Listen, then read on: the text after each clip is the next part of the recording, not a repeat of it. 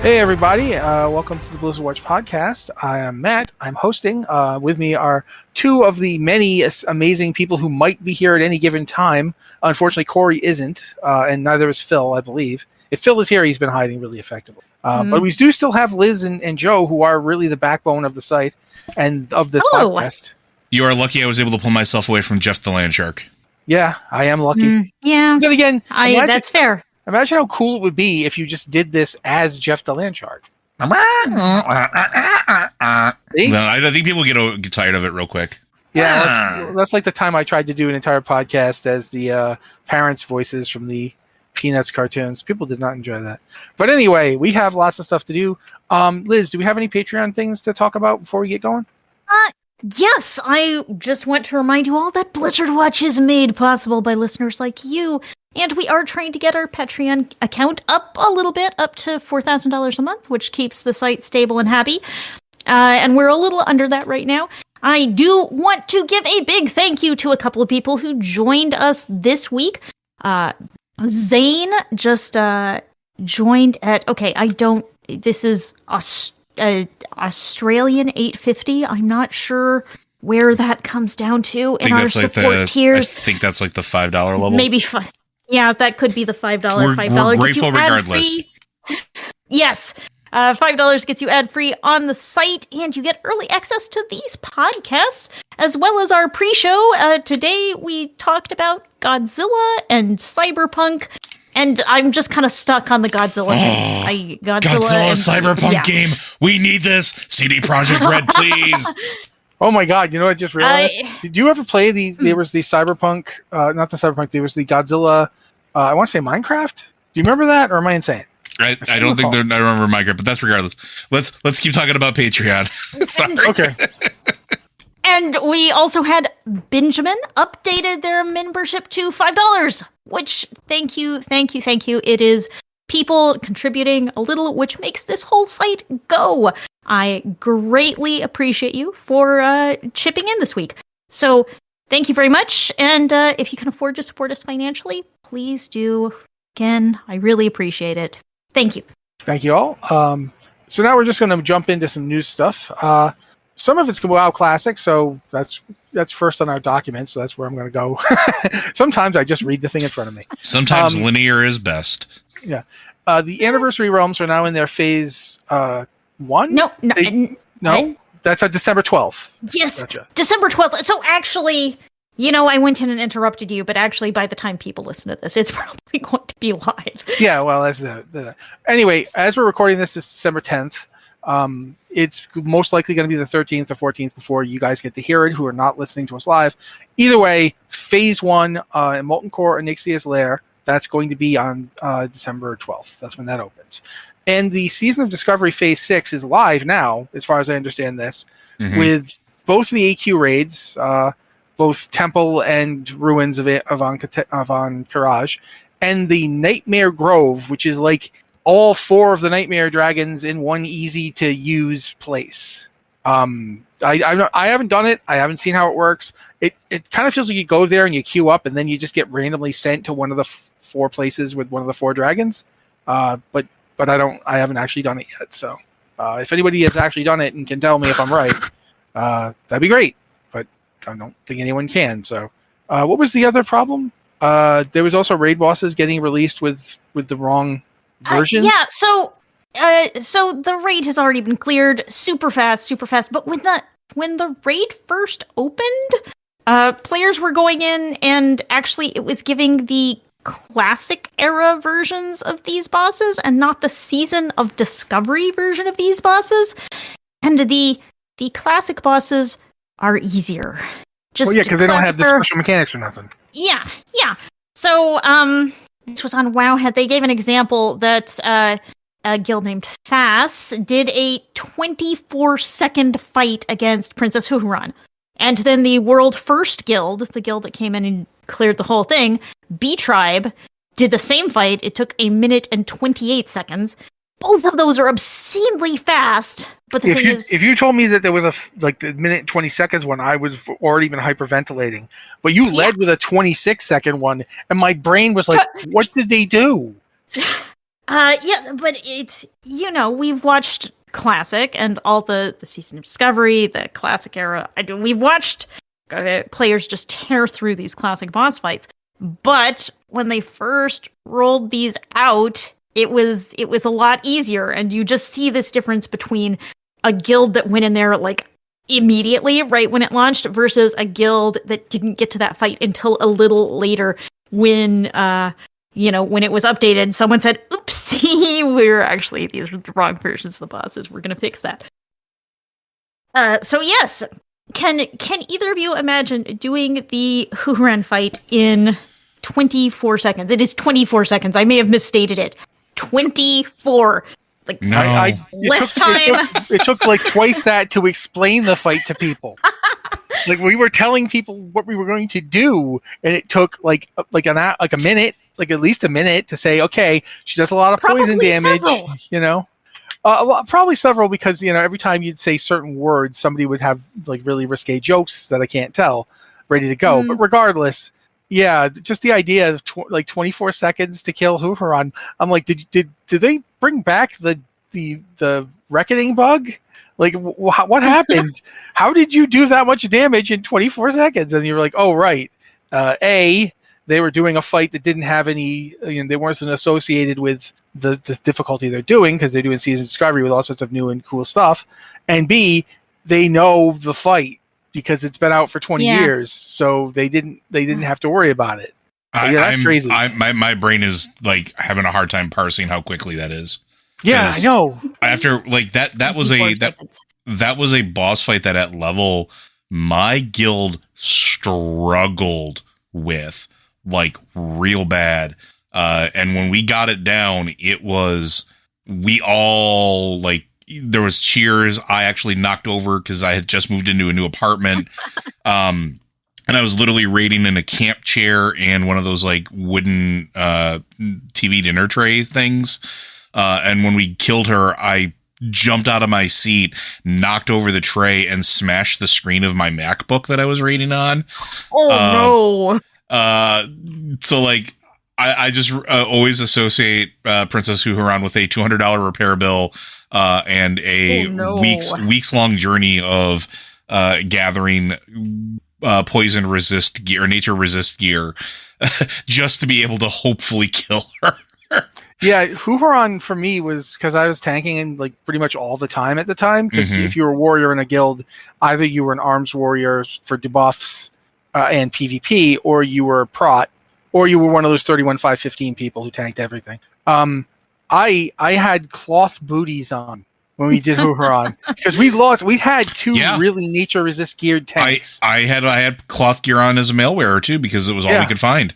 Like, we had two tanks that had gotten all of the nature resist gear because we kitted them out to be the special tanks for Huron, and one of them resigned the day before we were raiding it.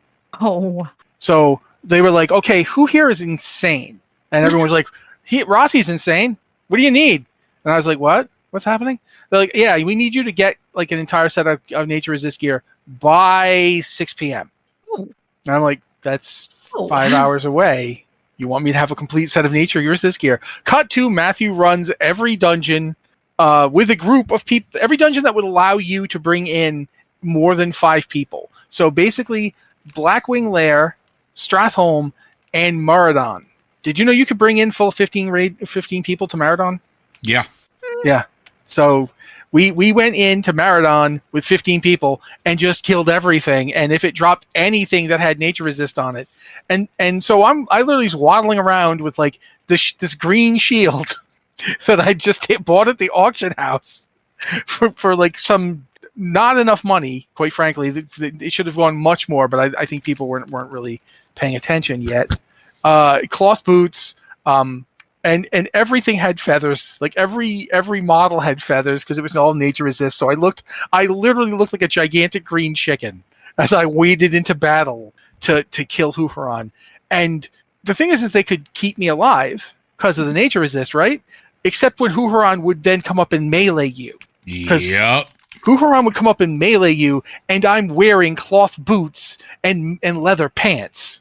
These are not warrior tanking gear, so I had to time my shield block combo really carefully for when she came in, and just pray. At that point, I'd hit like shield wall, I'd hit last stand, I'd hit shield block, and just hope I could push her off my table long enough for her to go back to trying to kill me with poison. And that's all I can really remember, is that was the scariest day of my life, because I went from guy who sits on the bench and never tanks to guy we will now make tank for 6 months. And every time it's going to be, oh, hey, we got one of the dragons a nightmare. It's 3:00 in the morning. Can you tank? Like, yeah, sure. Why did I give you my phone number again? I'm never doing this again. Yeah. So yeah, what they do now is amazing. Sorry, ranted a bit. Anyway, we got anything else to talk about? It comes down to the fact that the whole raid has already been cleared. You've got the world first for this by B-Tribe, which, congratulations. Even though it took you nearly a minute and a half to kill Hooveron, y'all are awesome anyway. At least they killed the full version, so. Mm-hmm. Yeah, so. I talk about this because I had forgotten that patch 11.0.7 is next week. Well, I had not exactly remembered this, and then people occasionally remind me of the linear nature of time, and it is in fact next week. Next week we are getting a pretty significant WoW patch. Yeah, I mean that's kind of nuts, but that's what's happening. A couple weeks before Christmas, and here's a whole bunch of stuff that can break. There's new transmog type stuff you can look for on the Siren Isle. It's the Siren Isle is where we're going in this patch. Yes, and it's as someone has pointed out in this article, which I'll scroll up and see if Liz wrote it. No, it's Chris. Okay, it's basically similar to the Forbidden Reach, if you remember that from Dragonflight. It's this island. It's got weird invasions happening, and there's stuff to look for and find. The various mounts, pets, transmog. Apparently, there's a ring that people don't like. Even with it's got gems, and it's still not as good. Circe Circle, right? Yeah, Circe Circlet. Yeah, Circlet. That's actually one of the big things about Siren Isle is there's this new ring that you can get, and then you find gems for it, and you customize it. And so far, the numbers that are in on that from the PTR is that it's not great. I'm just reading this. Like, this is exactly the type of item I hate. And I don't want to crap on the patch because I think there's a lot of cool stuff coming, but like looking at some of these gems, it's like, oh, your damage is increased by 20%. Are you a damage dealer? Need to have that. Oh, this one does it by 43%. It's better than 20%. You better get it. Your healing is increased by 44%. I hope all the healers get that gem. Like, stuff like that is weird to me. I don't like items that do that. And we've kind of been through this already in the Forbidden Reach. We had a ring, and it was so powerful, like everyone had to use it. Yeah, it's you had to use that ring. And I found that kind of annoying. It's like, this is so powerful. It's more powerful than anything you're going to find. And on this side, it sounds like maybe not as powerful. Maybe it's going to be like okay compared to equal eye level items, or maybe a little less than equal eye level items.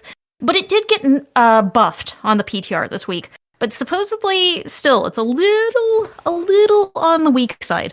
But if you can grab this ring and it's higher eye level than what you have or what you have access to, it'll probably be pretty good. So maybe it's more. And it's still something you can solo, right?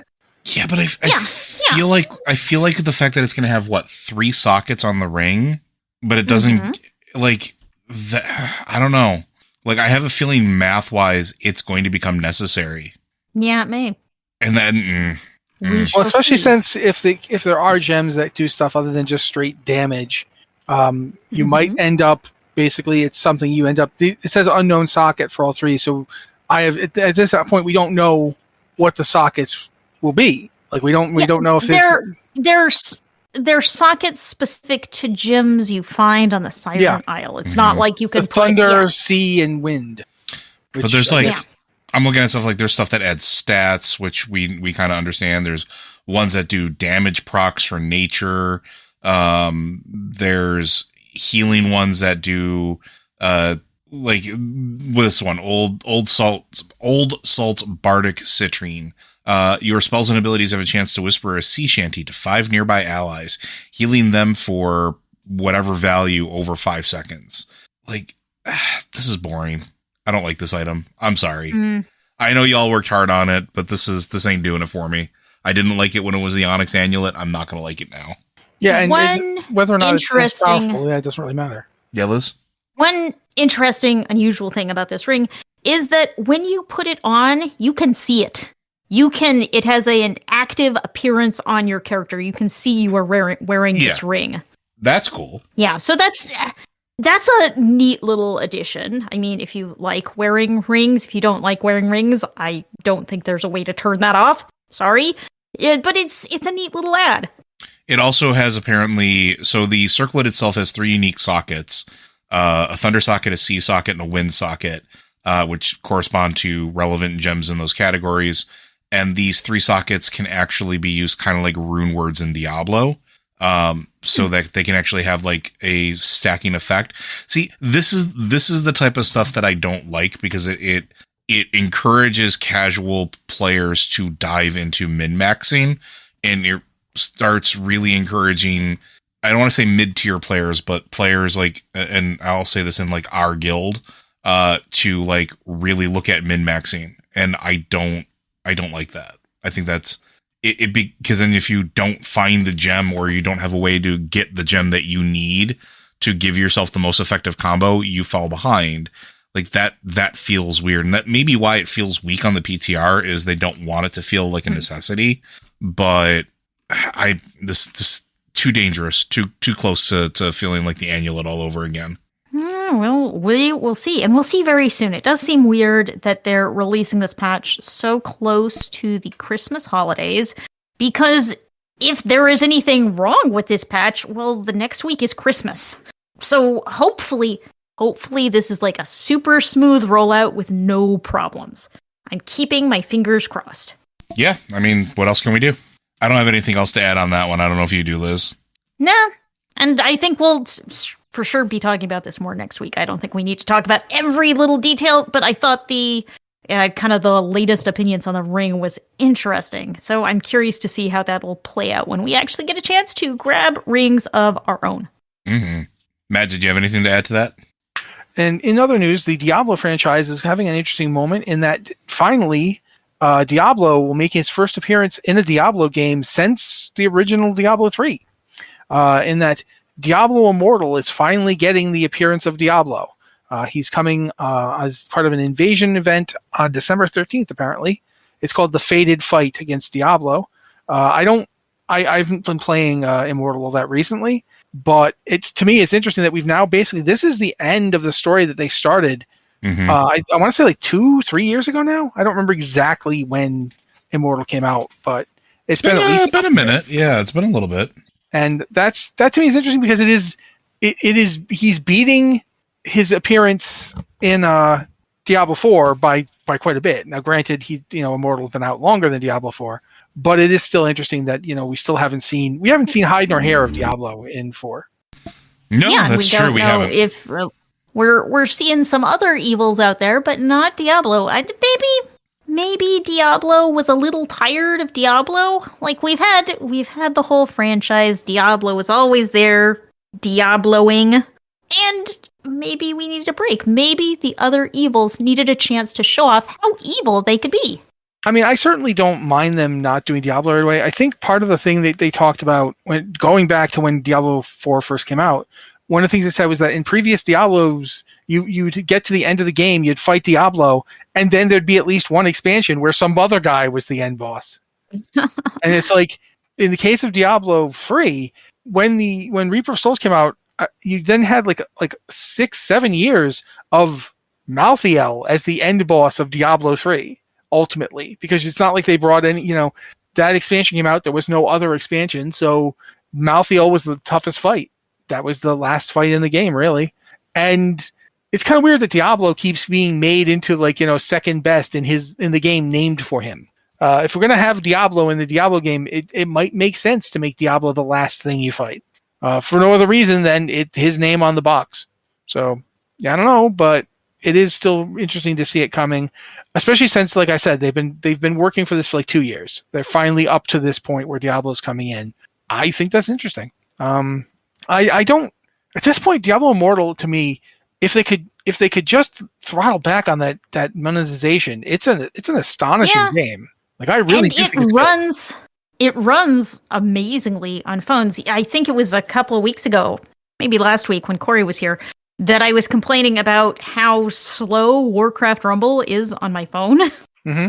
That's part of the reason I don't play a lot of Rumble, because I'll open it up, it'll spend some time loading the app, and then I'll click over to play a game, and it's like, I'm using this team, I'm going to play this map, and then like the amount of time it takes to load and start the match, I'm already checked out. I want to do something else. Yeah, and it is weird how good Immortal is on phones. I will totally agree. Yeah, Diablo Immortal is so smooth. When I play it, I will have my phone casting to my television. I have a 55-inch OLED screen. It looks incredible. Like in the early days of Immortal, there was a lot of down talk about how this was a mobile game and how that's not great, but it looks incredible. It plays really smoothly, and my phone's quite a few years old at this point. It runs great. It runs better than Warcraft Rumble, which is a very stylized, cartoony game with tiny maps. So I do just wish the microtransactions were a tiny bit less, so that we could just maybe enjoy playing the game a little more without feeling pressured to spend money. Yeah, like the fact that you have to go to the store just to get the stuff that's not store purchases. And it just gets, after a while, you're like, have you tried the store? Have you been to the store? Hey, I want to mention the store to you now, because I feel like you're not thinking enough about the store. The store, Matthew. Go to the store. Like, I'm not going to spend money on this. I already have so many things to spend money on. I'm not going to spend $500 on your globes or whatever they're called now. Orbs, whatever. So yeah. Orb-like. Yeah, objects. Big round thing, whatever. But since we're talking about that, we might as well mention there's 2 things here for Hearthstone, I believe. Or is it actually just one thing? It's just one thing with 2 links. Okay. Yeah. So this is a bug fix patch. What did they fix? We did have a little Hearthstone bug fix patch today, and it is really little. We've had 2 bug fix patches since the last podcast in less than a week, which seems odd, but they're all fixing pretty tiny bugs. It actually surprised me that we did 2 patches. But they did fix one bug that has been really annoying me, which is whenever you open the battle pass, it puts you to page 3. So you open the battle pass and you're on page 3, and then you have to scroll through 10 pages to claim the rewards. Now your battle pass should open on the page to which you have new rewards. So, frankly, thank you. You've saved me so many clicks. But yeah, it's kind of weird to have 2 patches in a week, and they're all it's just little bug fix stuff. I think it's good that they do bug fixes. I also like bug fixes. I appreciate it. It's just it's a little bit odd to see 2 in a week. And now, since we talked about it before, we're going to talk about it again. Warcraft Rumble PC beta is available right now. If you want to download it for the PC, you can get it. I don't know if everybody can get it or if you have to be invited. No, I think it's no. Go ahead, Liz. It's completely open. No invites. Yeah. Awesome. I was going to say, I saw that on the launcher earlier when I was looking at it. I was like, oh, it's there. Oh, it wasn't something that I got invited to. I could just install it. Okay, neat. And notes from Corey. Yeah, Corey left a note. Yeah. There's a free bundle of stuff. Go ahead. Corey could not be here with us today, but he did leave a page of notes on Warcraft Rumble for us to go over.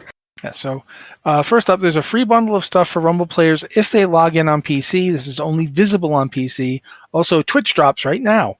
The beta client looks nice and sharp on my computer, and I get to see more of the map than I do on my phone, which makes for an easier time. There are also new details around the edges of the map, which is neat. New leader, Anubarak, is available on December 14th, so that's like a couple days from here. As the time of this recording. Yeah, from December 14th to December 23rd, 2024, and may return. So I'm assuming he'll return at some point, because otherwise they just put a new Anubarak leader in just for this. It's like there's kind of this early time when the hero is completely available, like anyone can jump in and earn him. But after this, he's going away. He's not going to be available to just grab. And I mean, typically they come back later, sometime later. But he's got a burrowing charge ability, which means he spawns little beetles all over the place as your units kill things. So I know the burrowing charge just from having had to deal with various Nerubians over the years, like a Nubarak and a Nubricon. So yeah, hate that one. But yeah, it's interesting to see that they're going pretty ham on the idea of Rumble. Yes, I pulled the ham reference out. Yeah. But it's actually interesting though, because it might be a way around the fact that it seems to be bottlenecking on phones. If they can get it working well on PC, maybe people can just play it there. That is exactly what I thought. Oh man, it's slow on my phone, but they're just rolling it out on PC. That'll be great. I'll just play it on my Mac. Oh yeah. Okay, yeah, there's a problem for you. That is, I'm sort of stuck there because this is a Windows PC only client. And I'm kind of stuck on getting rewards too, because you can only get these rewards by logging into the PC client, which is Windows only. Well, I mean, you could probably also, if you were enterprising enough, you could probably do like an Android emulator and then run it in an Android emulator on your computer. I mean, I really just need a Windows emulator. I could set it up in Wine, or I could use the Game Developers Toolkit and get it running. But I'm afraid that is more work than I feel like putting into this. Running the Android emulator wouldn't help, though, because it wouldn't let you get the freebies. Yeah, but if I do a Windows emulator, you'll be fine. I can do that. But I'm just like, that's all I have to say. Yeah, it's kind of bad that, one of the companies that really sold people on their Mac, we do stuff on Macs too, then they stopped. And kind of, I get it now that you're run by Microsoft, but you did this we had a post. We had a post on that this week. That Blizzard used to be a big supporter of Mac versions. There were Mac versions of all of their games. And then at Warcraft Direct, when they announced the Warcraft 1 and Warcraft 2 remaster, those are Windows only. There used to be Mac versions of those games. Now you can only play it on Windows. And going farther than that, if you jump onto the website and look at buying the Warcraft Battle Chest with all of the remastered games, it will list Mac system requirements. It will list Mac system requirements for you, but 2/3 of those games do not run on the Mac. The Warcraft 3 Reforged will run on the Mac, as well as it runs on anything. But Warcraft 1 and Warcraft 2, so that kind of annoyed me. Finger quote, run on Mac. Yeah. I mean, it does support Mac, but neither of the other games do. So it really annoyed me. I was thinking about buying it, and it's like, you really have to get it. You have to go into the fine print to realize that, okay, these Mac system requirements are not universal. So, and Overwatch was the first game Blizzard didn't release on Mac, and they haven't released a Mac game since, except for World of Warcraft expansions. Diablo 4 isn't on the Mac. None of their new titles are on the Mac, and now that they're owned by Microsoft, it seems kind of doubtful that they're going to go back. Yeah. So here we are. It's kind of sad. Blizzard hasn't come out and said we aren't going to support Mac anymore. They haven't made a thing about that. They haven't talked about it. They've just quietly stopped releasing Mac, and it's kind of a bummer. I agree. But that's pretty much everything we have to say about Warcraft Rumble. So I'm going to move on to this Overwatch news because it's kind of interesting. Mostly, I just like the remember how Overwatch note here. So Season 14 Hazard is now live. They just named the season after Hazard, but I guess the things that there's also hazards in the season, not just Hazard. There's other things that are hazardous. It's Season 14 Hazard. That's what it's called. So I do remember when they used to have weird, neat themes for the seasons, but this seems to happen with a lot of games that have kind of a battle pass and season thing, that they get to the point where like you're in double digits and you start naming it Season 15 shoes. In Season 15, we brought in some shoes. Those shoes are made for walking at your enemies. So I don't know. I kind of like the Hazard guy himself, like the character, if for no other reason that the voice actor did a comic book where he just read the comic book to people, like that Blizzard made, and it was kind of cool because he doesn't sound like a voice actor. He literally does sound like somebody who they mugged him on the streets and forced him into a van and then made him read this. He is an actor. He's actually got quite a lot of theater experience. I'm interested to see how that translates to a video game character. But yeah, they're also going to be testing 6v6 mode, and they're going to have the winter-themed skins on the Battle Pass. And Winter Wonderland's happening. That's now, right? It's live till January 7th? Yes. Yep. Yeah, and there's nothing new. Yes, it is. There's nothing new. You can do the maze snowball fight again, but there is nothing new, nothing to earn, just some of the winter-themed rewards on the Battle Pass. So, okay. It's there. Well, that does kind of lead us into our relatively full other games section. We have a lot of other games this week. This is a big week for non-Blizzard games because this is the Game Awards week. The Game Awards are on Thursday, so we'll probably be talking about them more next week. But there are all of these little extra events around it. So there were just tons and tons of things going on this week. Yeah, we also have. I was gonna say we also had a couple game releases last week, so stuff to talk about. But right now, the first thing I'm going to mention, just because he's somebody we used to talk about all the time, and Greg Street, who you may have known as Ghost Crawler. He worked on World of Warcraft for a long time. He's the guy who came behind the whole thing. I nerfed him into the ground, and he promised us a pony.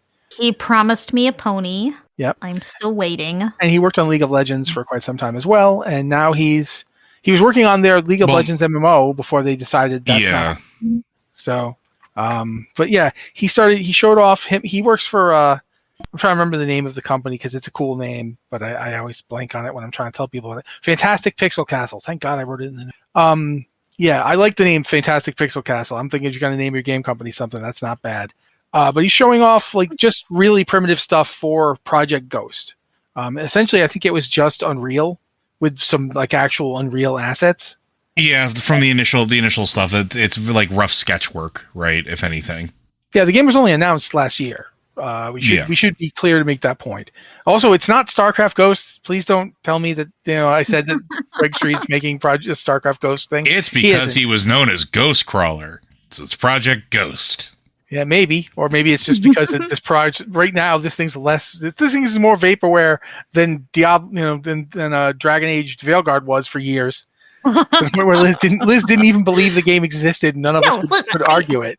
I don't believe any BioWare games exist until I can physically own them. Yeah, exactly. But this is interesting because they had said before that when they were going to do this, they were going to do it really open. They were going to just show the whole process to people.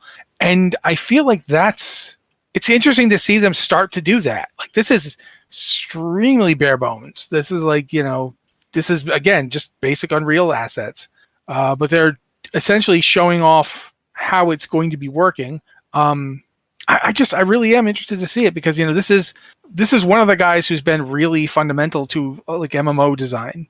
I guess Riot's saying that they're still working on their League of Legends MMO. Considering the people that I know left Riot after they decided not to go with their approach, I have a hard time imagining that they can have the momentum that they're saying they have. Because it wasn't just Greg Street. There was quite a few people for Blizzard and other MMOs who went to Riot specifically to work on that MMO, and they ended up not working on it. And let's be honest, MMOs are in a weird spot anyway right now. Yeah. Most games that are releasing are not MMOs. They may have multiplayer aspects, but when's the last real big MMO release we've had? The War Within. Yeah, that's an expansion. When was the last time we can remember a non-Blizzard one? That the Amazon one. That the name is always escaping me, but that's the only one I can remember. New World. Guild Wars had an expansion a couple months ago. Mm-hmm. Yeah, maybe a little longer than that. So yeah, it is not the place it was in 2010 by any stretch of the imagination. It is just that is not the world we are in. Yeah, and I think it's less about momentum now and more about quality and taking the time to have the quality and pedigree to have something that people want to play. Because MMOs are a commitment, right? They've always been a time sink and a commitment, but people are more cognizant of it now, especially with us in our adult lives. We talk about this all the time with World of Warcraft. Wow, I love you, but I cannot give you 30 hours of my life right now. when I could play it like a full-time job on top of my full-time job because I didn't have any other responsibilities, that was fine and dandy.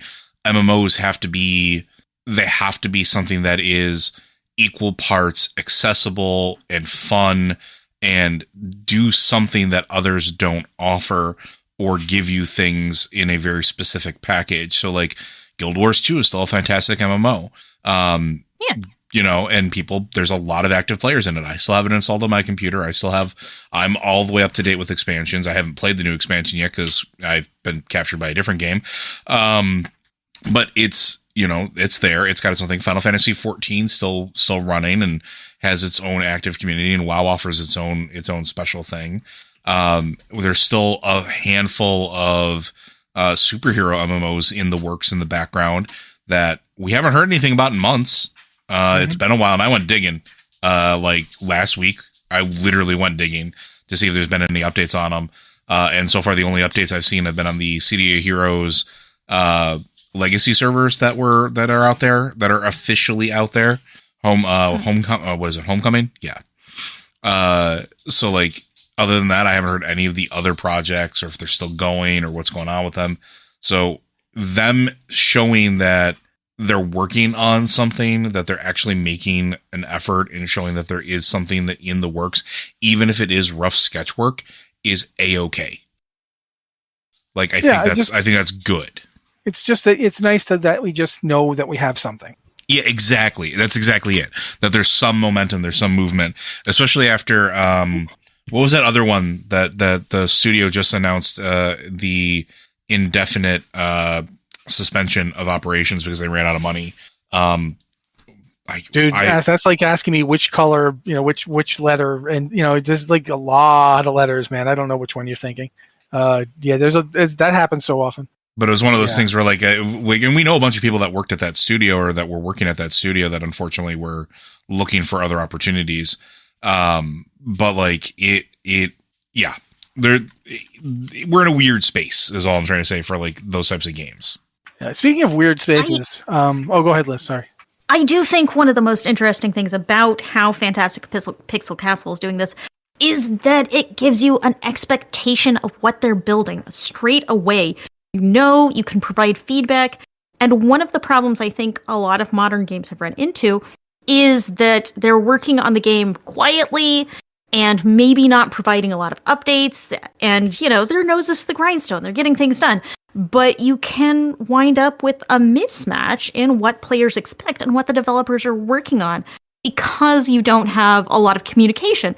You aren't doing a lot of previews of early work or work in progress, which on one side, it makes sense not to preview unfinished stuff. But on the other side, it seems like sometimes that results in players being disappointed because they aren't getting what they thought they'd get. And if you get to see this process in action, you always know what you're getting. You always know the game, the direction is heading, and you know, okay, I'm super into this, or, you know, that's not really for me. And you can provide feedback to that effect along the way. So I think this is great. Speaking of games that people didn't necessarily seem to know what they were getting, the Indiana Jones and the Golden Circle, I think it's called. Something Graven Circle. Great Circle. Thank you. Indiana Jones and the Great Circle is out, and it's actually doing pretty well sales wise. People are pretty interested in it. I've seen a lot of reviews that say this game is not. It's almost like they took one of the original Indiana Jones games, like the puzzly elements and the click on random thing stuff, and put that into a modern open world style game. And people are liking it, but they're also like very much like I didn't expect the game to be this. And while that's going on, the game has not come out for PS5 yet, and it's going to, according to Microsoft and Bethesda, but they don't know when. They don't know when it's going to be coming out for the PS5 because they didn't actually block out a time for it to be released because they wanted to focus on its release on the Xbox and for PC.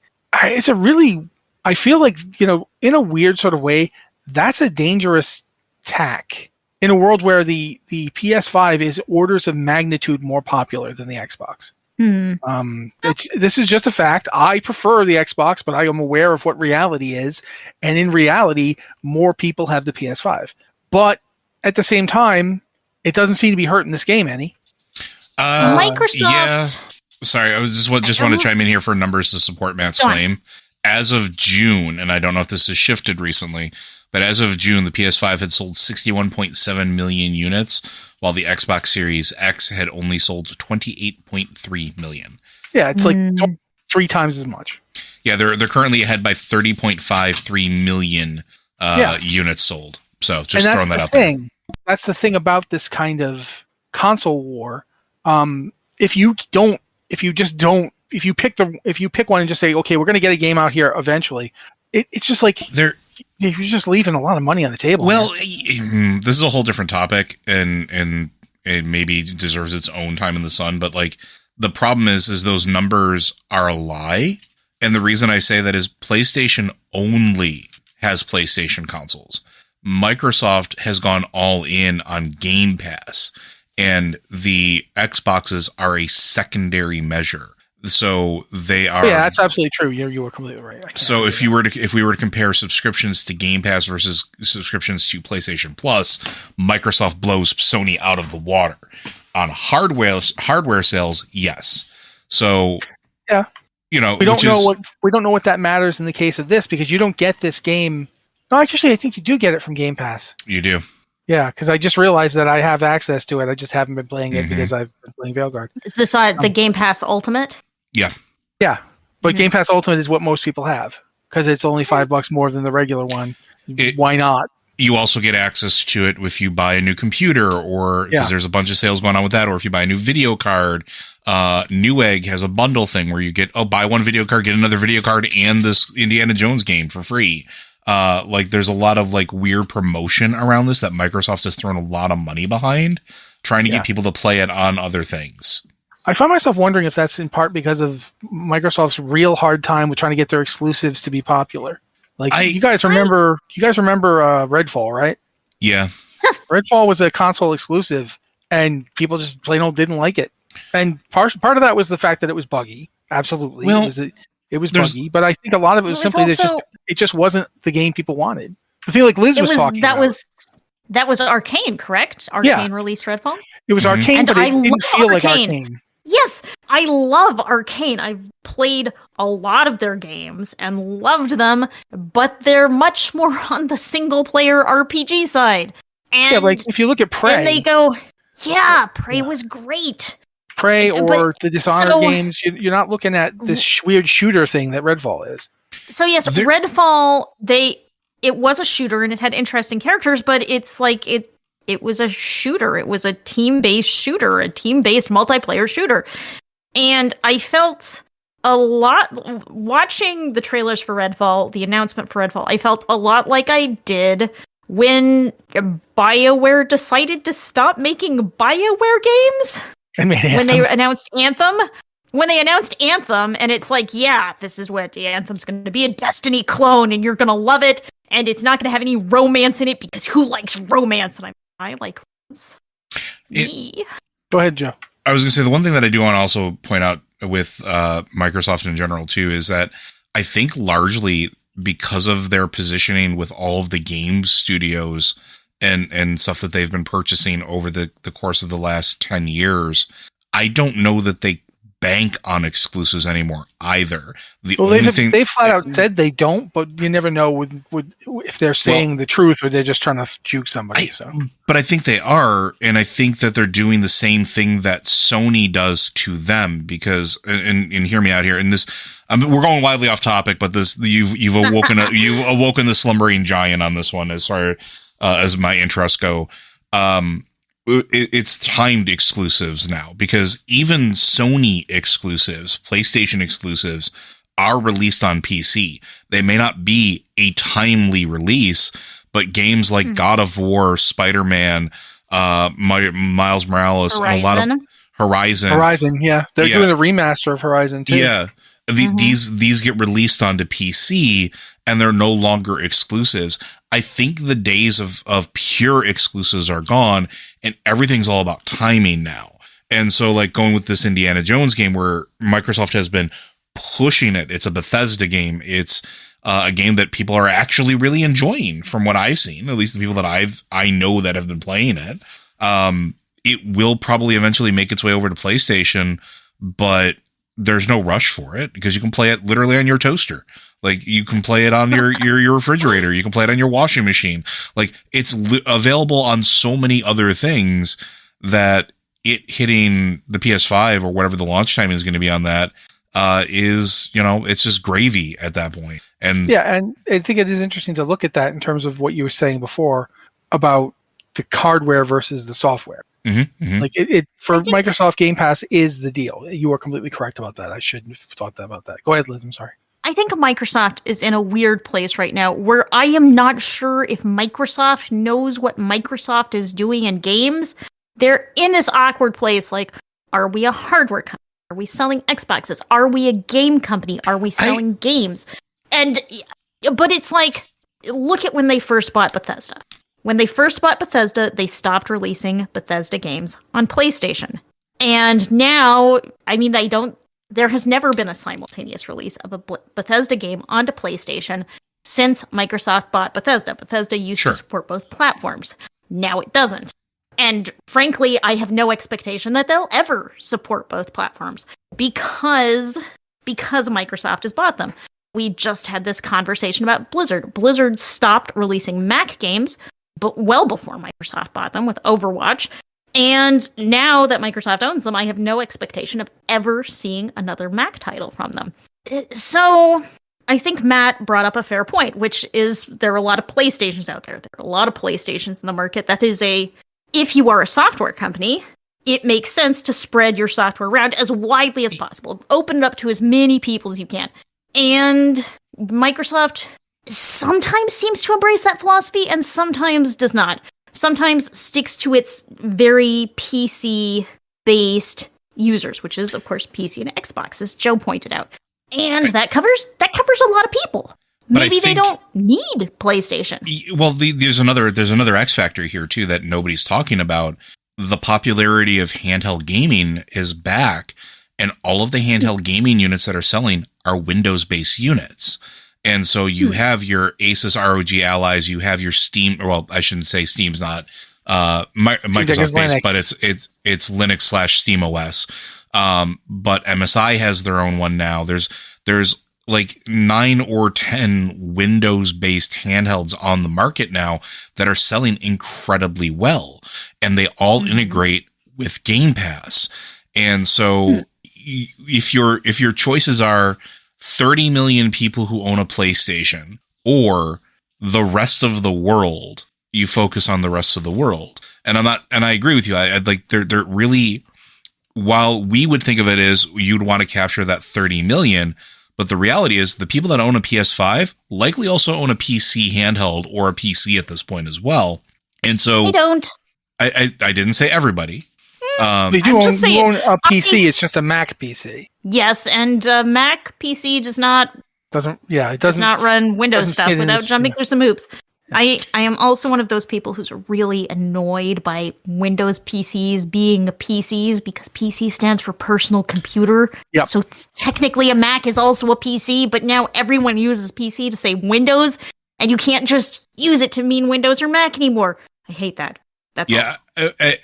And that's fair, and your rant is valid, and I see you. But the point is most households demographic wise aren't just single unit households. They're not just the number of people that are PS5 and Mac exclusive. And I understand that you are one of those people, Liz.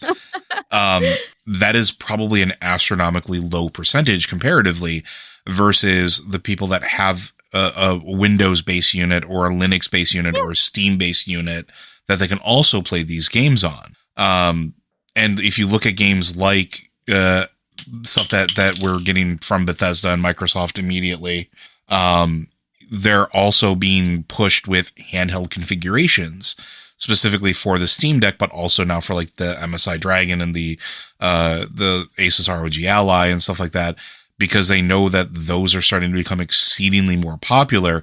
And again, they're hedging their bets. And I can kind of, it's business sense. I understand where they're coming from, at least to a certain extent. It also punishes their chief competitor because their chief competitor is PlayStation, who does the same thing to them. right? Because going back to like God of War, it didn't release on Windows at the same time it released on PlayStation 5. It was, what, 2 years, year and a half, something like that, 2 years before it was released on PC. Same with the Spider-Man games, same with all these other games, and these are companies that make PC games or Windows-based or computer-based games. So they're just, I hate to say, just giving the same that they get, but it's a weird spot to be in. And if I was Microsoft, I kind of would probably be making the same decision. I wouldn't care about developing for the PlayStation 5 as a priority if I know that most of my user base are computer Windows-based users, or people that if they really want a game and they're on Linux or Steam OS, they're going to be able to do it the way they want to. Anywhere they're going to have access to it.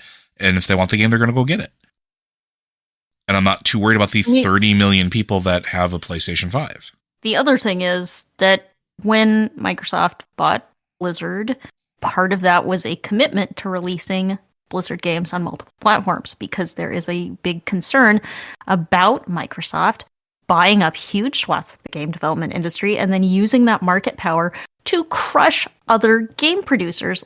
And man, I just wish we could all get along and game developers would release stuff on multiple platforms. I understand that's a technical challenge that sometimes leans in one way, sometimes leans on the other way. It can be. There are technical hurdles, but there are technical hurdles. But I'm also going to point to NetEase, who just released a very relatively smooth release across all platforms simultaneously for their Marvel Rivals game, which is is on Steam and is on PlayStation and is on Xbox and Windows-based units and is everywhere and has crossplay from the start. And has all these things that people tell us are hard to develop for, and it's a free-to-play game. It's like there are so many gamers out there on so many devices, and in the end, both Microsoft and Sony, their market power in the console space is driven by the number of people. Their market power is driven by the games. Like, if Sony doesn't have great games that you want to play, you aren't going to buy a PlayStation. If Microsoft doesn't have great games that you want to play, you aren't going to buy an Xbox.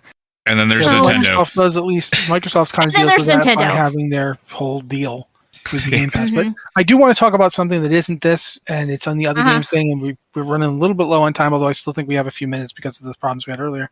I want to talk about Wizards of the Coast changing the name of one of Magic's realms. Yes. Planes. Planes, yes. The Planeswalker's Guide to Aether Drift is coming soon, or it's actually out. Apparently it is actually so out. The guide is out. The actual release doesn't happen until February, but it was a very interesting read. One of the things in it, and I didn't know this at all, is that they changed the name of the plane that was known as Kaladesh, is now named Avishkar. And there's in-universe reasons for this. They haven't ignored the fact that the name place used to be named Kaladesh. They haven't just said, no, it's always been this. They're upfront. We have changed it. It changed it to this. They have an in-game reason, but they also have a real-world reason. And this is fascinating. Joe, do you want to talk about this because you do more Magic than the rest of us? Yeah. So this is Wizards, and in particular, this is the Magic branch of Wizards actually doing something intelligent, human, common sense. So when Kaladesh first released, they picked words based off of what they understood them to be. So Kala meaning tomorrow or art, with Desh meaning home or country. And it was a plane that was created based off of real life India that had a inventor's flair to it. It was about artificers and making beautiful filigree mechs, and it was an absolutely stunning and one of the most beloved planes that they had ever created. It's given us some extremely iconic cards, including being the home world of where one of the most popular planeswalkers, Chandra, the fire-based red planeswalker, that's her home plane. She was a pyromancer. She was an inventor, and that's where she came from. The problem is they didn't do, when they did this back in the day, any sort of sensitivity, anything. They didn't do any vetting. They didn't really ask anybody local or anybody that spoke the language. And so the word Kaladesh also has with it connotations closer to black or darkness or other racially motivated derogatory terms that they were not aware of. So they heard people responding to this and saying, you need to be aware of this, and actually brought in cultural sensitivity readers and people who are of that culture to sit down and say, what can we call it? What can we call it that makes sense? And going through all the iterations. And then when they decided on it, they decided on the Avishkar, which literally means invention. And it's based off that word. And it's a perfect encapsulation of what the plane is all about. And the fact that they did that and actually went through the effort to not only do the sensitivity training, but then give you a reason why it happened in the game world instead of wiping it away is absolutely fantastic. Because one of the other things that I think is interesting is because of what happened during the story last year at this point, with Phyrexia invading the multiverse and everything basically being broken apart, the realms being literally broken and having to be put together again, is they have the opportunity to go back and fix things like this and have every reason in the world to have it make sense in their lore without saying it never happened. And I think that's really, really, really cool. And I think that this is the most exciting thing I've seen from them in terms of development in a long time. So I think that's neat. And I don't know if there's much else to say about it. But if you do want to read about it, the Planeswalkers Guide is available. There's multiple parts to it. It explains the Geopur Grand Prix, what Aether Drift is, the fact that it is a racing-based plane, complete with some of my favorite key art that I've ever seen, which I will post in our chat for folks to see, because it is literally Chandra in full-on Akira mode, and it makes me so happy to just see this really cool art of a really cool character that I really enjoy, and then have all these wonderful automatons. And also there's a thing where they have a shark man strapped to the top of a car at some of the key art, because, why not? It's magic. Let's go for it. Okay. How much time do we have left, Joe? Because I know we had some disruption. We got a couple minutes. Go ahead. All right.